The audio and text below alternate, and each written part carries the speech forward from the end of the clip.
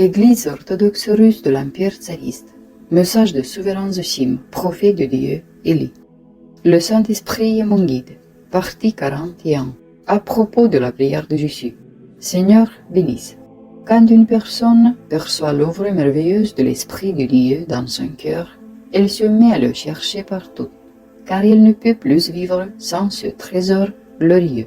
Naturellement, elle accomplit diverses bonnes actions et observe lesquelles plaisent le plus au Seigneur.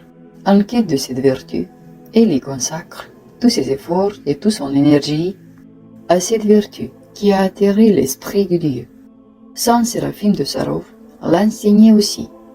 Ainsi l'Esprit Saint conduit une personne sur un chemin précis, lui montrant où il peut le mieux ouvrir et plaire à Dieu. Et c'est là, mes amis, que commence une éducation plus intime. Car le Seigneur ne vient pas lorsque nous avons accompli une bonne action, mais lorsqu'il le désire. Car aucun effort humain ne peut contraindre le Dieu de Dieu à venir à nous, ou à faire quoi que ce soit à notre demande. Ainsi le Seigneur dit que sa visitation est un don d'amour, le fruit de l'amour de Dieu pour l'homme. Bien sûr, Dieu vous a d'abord montré où se situe votre talent, en vous l'indiquant par sa grâce, afin que vous travailliez dans cette direction pour développer votre talent. Il vous a montré une terre fertile et un champ où travailler, mais il fait pleuvoir sur la terre quand il le veut. Ainsi l'homme apprend l'humilité et la confiance en Dieu. Et le Christ observe avec quelle intensité l'homme cherche Dieu, avec quelle intensité. Et lorsque l'homme, tourmenté par les passions et les troubles, sent à nouveau le souffle de l'Esprit de Dieu dans son cœur, elle se met à implorer le bien-aimé, à se réjouir et à déverser au Seigneur bien-aimé nombreux de ses requêtes et de ses désirs.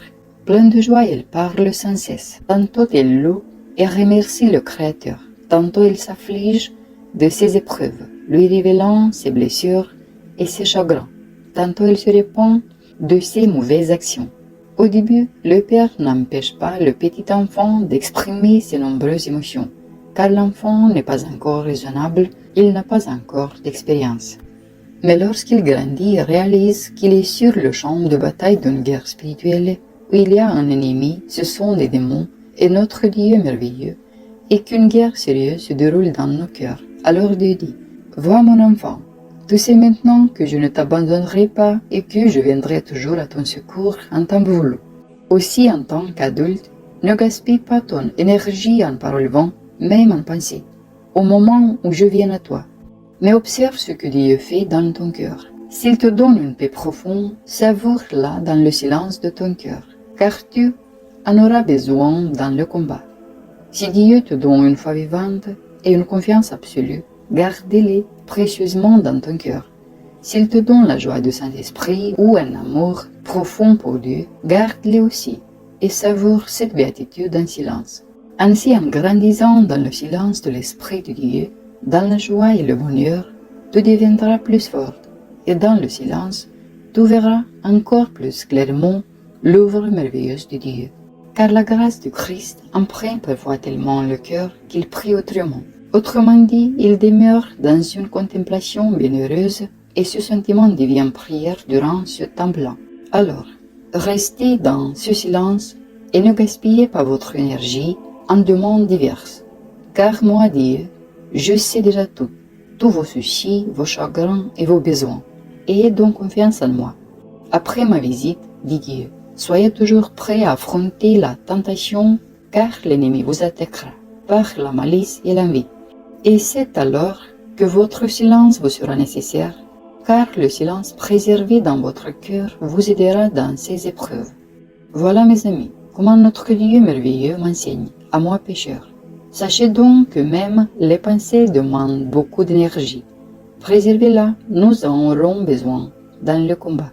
J'aimerais maintenant parler de la prière de Jésus qui devrait toujours être présente dans nos cœurs, que ce soit pendant ou en l'absence de la grâce. Autrement dit, nous devrions toujours réciter la prière de Jésus. Et si vous désirez demander quelque chose à Dieu, formulez-le lui intérieurement avec ferveur, sans cesser de prière, et Dieu vous entendra. Ainsi, vous pourrez vous adresser à Dieu, garder votre force et ne pas interrompre votre prière. Comprenez-vous? Voilà le point essentiel. Pendant la prière de Jésus, il est bien sûr important de prêter attention aux paroles prononcées et de préférence avec un sentiment de repentir et la confiance de sa culpabilité devant Dieu. Mais comme cet exercice sollicite beaucoup l'esprit, il est difficile de se concentrer longtemps sur la prière. C'est particulièrement ardu à notre époque où le péché est si répandu.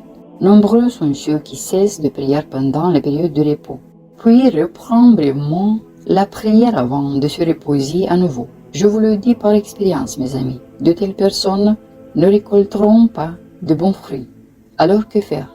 La réponse: ne cessez jamais de prier, même pendant le repos.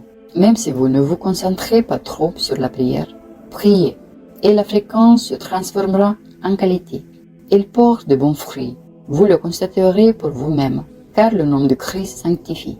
Et du coup, vous ressentez une sensation agréable, forcez à nouveau votre esprit à prolonger ce sentiment. Permettez-moi de vous expliquer.